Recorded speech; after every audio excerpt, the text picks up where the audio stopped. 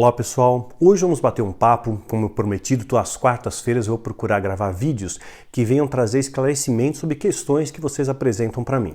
Então hoje eu vou procurar responder uma pergunta feita pelo Luiz Cavalcante.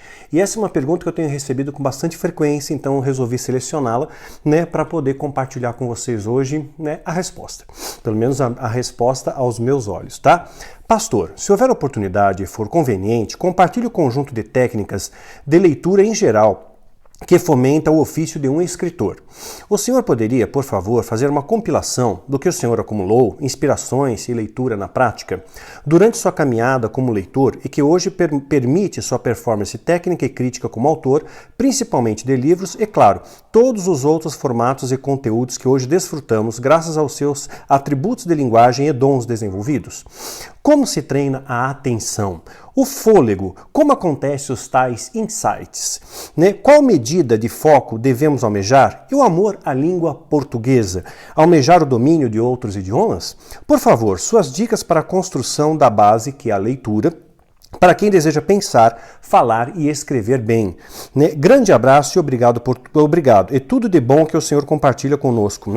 Então, me senti muito laureado, muito feliz com essa questão. E hoje eu vou gravar esse vídeo como escrever o seu livro. Vou te dar dicas de leitura. Para quem não conhece, então, Daniel, eu sou escritor, sou conferencista, já tenho aí 14 livros lançados pela editora Novo Século Ágape, tá? Vou colocar aqui a série Filho do Fogo, a trilogia Aquilaim, mais 4 livros de estudo, vou pondo aqui passando para vocês, E também eu tenho um livro já publicado pela editora Planeta, Editora Planeta pelo selo Pórtico, que é a História de Mitra. Vou colocar aqui também para você. Essa História de Mitra provavelmente vai virar uma trilogia, tá? Então tenho 15 livros publicados e tem mais um que está escrito, e ainda não foi publicado, que é Os Sete Espelhos da Alma. Deve ser publicado pela editora Planeta até março do ano que vem, tá bom? Até março do ano que vem, entre dezembro e março desse ano e março do ano que vem, eles estão lançando Os Sete Espelhos da Alma, é um manual de relacionamentos. Inclusive minha esposa, que é médica, ajudou a fazer um manual dentro desse livro de saúde, de saúde, falando sobre as DSTs. Muito interessante, ficou muito rico, muito abrangente o livro. E é claro, agora eu vou ter que escrever o tomo 2 e o tomo 3 da História de Mitra, que vai virar uma trilogia, tá? Também estou trabalhando, nesse momento não, mas eu pretendo retomar esse projeto num livro infantil, O Vampiro que Não Gostava de Sangue. Então, eu já tenho aí quase 20 anos em ministério, Ministério Público, já visitei dezenas, centenas de locais pelo Brasil e fora dele, e também abarco essa experiência como escritor, que é muito gratificante para mim, eu tenho bastante coisa para compartilhar com vocês, vou procurar compilar essas informações, todo esse conteúdo nesse vídeo, para poder abarcar nessa pauta, um conteúdo amplo aí, que você possa realmente ser encorajado a poder produzir o seu próprio livro, contar a sua história, contar o seu testemunho, Eu acredito, aquela pegada meio Ratatouille, sabe? Quem assistiu o desenho sabe, quem é pai e mãe acaba vendo esses desenhos com os filhos e você acaba memorizando a história, Então ele diz que o Ratatouille diz que todos podem cozinhar, eu também acredito que todos podem escrever. Então tenho 14 livros publicados pela Novo Século Ágape, um livro pela Planeta, vai ter mais um, então são 16 livros já escritos, eu estou escrevendo o 18º e 19º livro, o tomo 3 e o tomo 2 e 3 da História de Mitra, e mais O Vampiro que Não Gostava de Sangue, vai formar aí um conjunto de 20 obras, é praticamente um livro por ano que eu escrevo, nesse ritmo aí, desde quando a gente teve o chamado ministerial. Então, como o Ratatouille diz que todos podem cozinhar, eu também acredito que todos podem escrever o seu livro, Mas a gente tem que estabelecer algumas regras aí, Algumas regras são importantes para nós. Um bom escritor, antes tem que ser um bom leitor. Você tem que ler bastante. Tá vendo esses livros aqui atrás? Nós lemos tudo mais de uma vez. E não são só esses, eu tenho mais outras 2 estantes lotadas de livros dentro da minha casa. Tem livros que não cabem na estante, estão em caixas, Então eu tenho dezenas, centenas de livros aqui que eu li mais de uma vez. O livro faz com que você melhore o seu vocabulário, Então você amplia o seu horizonte. Eu li um livro chamado Sepulcro. Ele tem um vocabulário muito robusto, E é uma leitura difícil, assim como O Paraíso Perdido de John Milton. Uma leitura assim que tem que ler, reler, ler de novo, tem muita metáfora.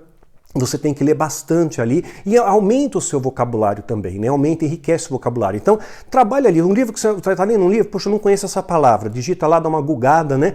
Palavra tal, definição. Já vem lá na definição no dicionário. Você amplia o seu vocabulário. Isso é bom, né? Para um escritor. Então, antes de ser um bom escritor, você tem que ser um bom leitor. Você vai aprender técnicas de linguagem, vai aprender como utilizar a licença poética, né? Então, e eu, por exemplo, quando eu quero escrever um best-seller, né? O que eu faço? Eu vou ler tudo quanto é livro que é intitulado best-seller, está lá naquela pirâmide dentro da livraria, best-seller, livro mais vendido. Mas, ok, o que o povo está chamando de livro mais vendido, né?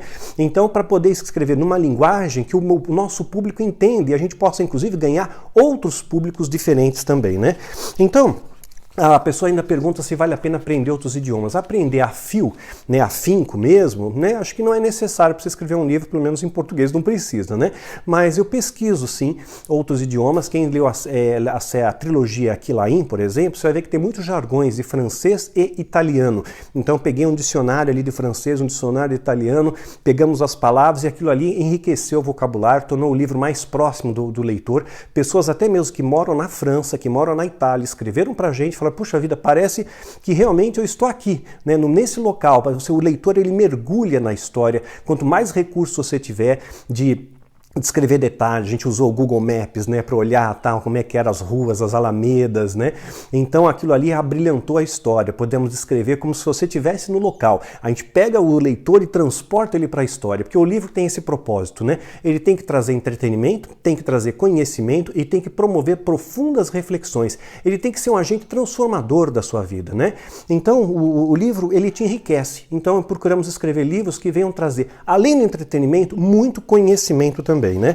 Então, tudo aí como você fez, escreve o seu livro, acredite no seu sonho, escreva, conte a sua história, conte o seu testemunho, escreva o seu livro, não tenha medo, simplesmente acabe escrevendo o livro. E quando você escreve um livro, ele precisa ser registrado na Biblioteca Nacional, para você ter a garantia dos seus direitos autorais sobre ele. Você entra no site da Biblioteca Nacional, vai ver ali, seguir os procedimentos, você paga uma taxinha, né? E depois você entrega o livro lá, eles vão fazer uma análise, né? Vão ver se o seu livro não é plágio em nenhuma outra literatura. E uma vez sendo feito a análise, leva uns 40 dias mais ou menos, eles mandam para sua casa uma espécie de registro de nascimento do seu livro, que é um filho, né? Você gesta isso daí, né? Então já tem um registro de nascimento. Uma vez que o livro nasceu, ele existe, você está protegido pelos direitos autorais, você envia para as editoras. Aconselho você mandar para editoras pequenas, você tem mais chance de publicação por editoras pequenas, elas estão começando, elas querem matéria-prima. E qual é a matéria-prima de uma editora? O autor, né? O autor é matéria-prima, então eles querem autores novos, sangue novo ali, ideias novas, brilhantes, né? Como a sua, então não engaveta não. Escreve, registra e manda para pequenas editoras. Ou então, se você tiver mais recursos financeiros, você faça uma parceria com editoras de médio porte. As editoras de médio porte, normalmente elas têm essa parceria. Você pode publicar o seu livro pela editora, só que você paga os custos da publicação. A editora te ajuda na distribuição e você paga os custos de publicação. Só que aí fica meio caro. Você vai pagar a capa, você vai pagar a diagramação, você vai pagar a revisão, né? Então, a editora te ajuda. Então, se você tem um capital para investir, né, vale a pena, né? Lembrando que normalmente as livrarias vão fazer, as editoras, perdão, vão produzir pelo menos 1000 exemplares, né? Porque as gráficas, para passar um preço melhor, né, é acima de 1000 que vão ter que fazer. Então você vai fazer a tiragem inicial de 1000 exemplares, de 3000, de 2000, por exemplo, para você testar o mercado. Se o seu livro for bom, ele vai ganhar vitrine. Ele ganha vitrine. Aí, mais adiante, você vai acabar sendo visto por editoras de grande porte. Então, no Brasil, uma Sextante, uma Planeta, uma Intrínseca, são editoras de grande porte, né? De grande porte, né? O Arqueiro, acho que o Arqueiro é um selo da Sextante, se não me falha a memória, né? Então, essas editoras são muito grandes, né? E elas não pegam livros assim de iniciante. Elas vão ver aqueles que estão mais vendendo no mercado. Então, o que chamou a atenção da editora Planeta para as nossas obras foi a trilogia Aquilain, né? A série Filho do Fogo. Tem vendas lineares desde a sua publicação. Eles são livros de catálogo que chamam. Não é aquele livro que dá um boom do momento, que nem o Harry Potter dá um boom, a saga Crepúsculo dá um boom, depois ninguém mais fala nisso. É um livro de catálogo que ele sempre vai vender, sempre vai vender. Então, eu chamo livro de catálogo, ele fica linear ali nas suas vendas, né? Isso é com a série Filho do Fogo, com os nossos livros de estudo e também com a trilogia Aquilain.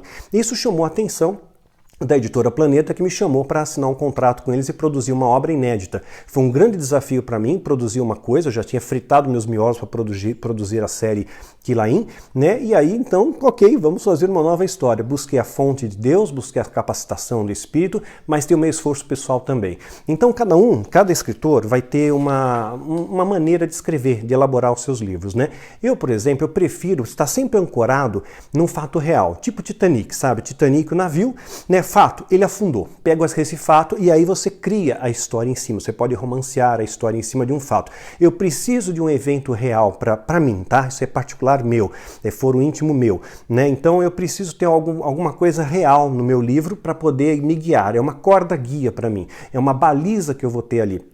Então isso vai facilitar para eu escrever a história. Normalmente eu pego então elementos reais e jogo ali, agrupo no livro, então tem muita coisa real nos meus livros, são baseados em fatos reais, né? E desenvolvidos de uma maneira, né, romanceada para ficar mais palatável para o leitor, para ele ler com mais, tornar a leitura divertida, engrandecedora, promovendo reflexões, etc e tal, né? Além, claro, do entretenimento que tem que ter também, né? Então, quando nós escrevemos um livro, né, tudo isso daí começa a entrar em ebulição dentro de você. Então espere, sabe esperar, você vai receber muitos nãos, esteja pronto para receber um não. Né? Richard Bach, pra vocês terem uma ideia, quem escreveu Fernão Capelo Gaivota, Ilusões e outros livros que foram best-seller, até mesmo viraram filme. Ele recebeu 18 nãos no livrinho dele, Fernão Capelo Gaivota. 18 nãos e 18 editoras diferentes deram não para eles. Isso é uma porcaria, você não sabe escrever. Então não se paute nisso, até que alguém publicou, virou um best-seller mundial, traduzido em trocentos idiomas, né? Augusto Cury, uma vez num congresso, eu tive o privilégio de jantar junto com ele, né? Sentamos na mesma mesa e trocando informações, ele pegou, comentou comigo, eu estava na véspera de lançar Quilain, né? E ele comentou comigo que ele tinha recebido muitos nãos, que ele ficou assim durante anos garimpando editoras e recebendo não, seu livro não é bom, seu livro não vende, isso aqui não vai dar certo, né? Então, ele falou, eu também recebi um monte de não, então a gente tem que ajustar os livros, né? E eu aprendi com esses nãos, aprendi a tornar o texto mais agradável, mais próximo do leitor, menos técnico, né? Então, uma coisa interessante, hoje todo mundo sabe quem é Augusto Cury, né? Eu, particularmente, gosto também de escrever os livros pelo final. Eu escrevo primeiro o final, tem a ideia do final, né? E escrevo o começo. E aí o meio eu vou escrevendo, eu vou compilando ali, eu vou fazendo pesquisas, né? Porque eu tenho que ter elementos históricos reais, né? Para tornar o livro mais palatável. Ou que eu conheço através da minha experiência, ou que eu conheço através de leitura, né, de livros, né? Então eu torno o leitor mais próximo ali, né? Então eu escrevo o final primeiro e corro atrás. Cada um tem uma maneira de escrever, né? Como funcionam os seus insights, né? Os insights são aqueles lampejos de pensamento, né? Pode surgir quando eu estou acordado, em vigília, mas para mim funciona melhor quando eu durmo. Parece que meu cérebro funciona à noite e liga os pontinhos lá que estão faltando, né? Então às vezes eu vou dormir pensando numa coisa, como é que eu vou escrever aquele capítulo, como é que eu fecho essa ideia, né? E de repente eu acordo com aquilo ali pronto. Claro que desde o falecimento do meu filho, eu não tenho tido esses insights, né? Eles desapareceram de mim, né? Mas eu tenho toda a baliza, né, do livro da história de Mitra, então graças a essa baliza, né, e também o esqueleto já está todo escrito, o final já está escrito, então eu consigo escrever o tomo 2 e o tomo 3, mas eu não estou tendo esses insights. Desde a época que meu filho adoeceu, na verdade, eu já não tenho isso, né? Desde maio de 2018, né, eu não tenho esses insights, mas normalmente eu tinha esses insights, eu ia dormir com uma ideia e acordava com a resposta. O cérebro parece que liga os pontos ali, né? E como é que você treina concentração? Perguntou também o nosso irmão ali. Na concentração, talvez tenha vindo do próprio Kung Fu, né? Concentrar a ação. Eu, quando começo a escrever, eu me debruço tanto na história que eu mergulho ali. Então, de repente, eu vou ver, tá escurecendo o dia, né? Eu trabalhei o dia inteiro, 6 horas, 7 horas escrevendo, não vou nem no banheiro, não como, não bebo, não tenho nada. Eu mergulho ali, eu entro num tipo um transe, né? E escrevo ali. Então isso aí é o meu jeito de escrever, né? Então faz com que você mergulhe na história e eu acho muito gostoso isso, esse debruçar, essa entrega. Já a questão da minha oratória, de falar em público, eu já falei para públicos de 5.000, de 10.000 pessoas, de 800, de 2.000, né? E públicos menores também, como a gente tem feito nos últimos seminários presenciais na base, quem acompanha o Ministério sabe, grupos de 100 pessoas, 80, 100, porque eu tenho visto que é melhor a qualidade do que a quantidade, né? Mas essa questão de falar em público é nato meu. Tá? Tem uma técnica ou outra, você encosta o microfone no queixo para sua voz ficar linear, para não ficar assim, né? Eu tenho ascendência italiana. Família Mastrangelo. E eu falo muito com as mãos, né? Então, se eu picar com o microfone, eu vou falar assim e o microfone vai longe, então eu encosto no queixo. Agora, fora isso, o resto é dom, é talento, né? Tem gente que nasce com o dom para esculpir, tem gente que nasce com o dom de desenhar, de pintar, né? Tem gente que tem o dom, que aprende rápido, mecânica, né? Aprende rápido, eu não entendo nada. Se o mecânico falar para mim, o seu carro tá com a bimboca da parafuseta queimada, eu vou acreditar, né? Porque eu não entendo nada, eu só sei dirigir, mas eu não sei nada de mecânica de veículos, por exemplo, tá? Então, eu acho que essa questão de falar em público já é natural meu.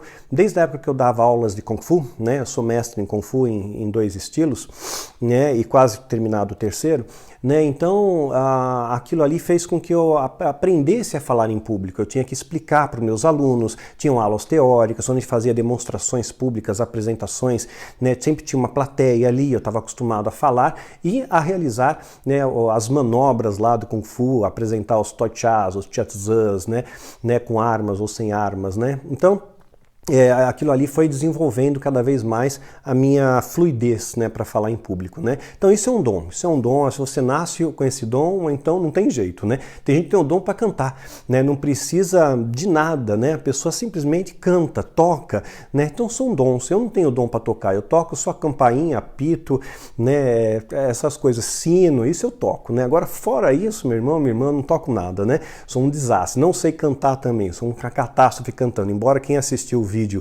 lá do encontro nosso do MGL, né?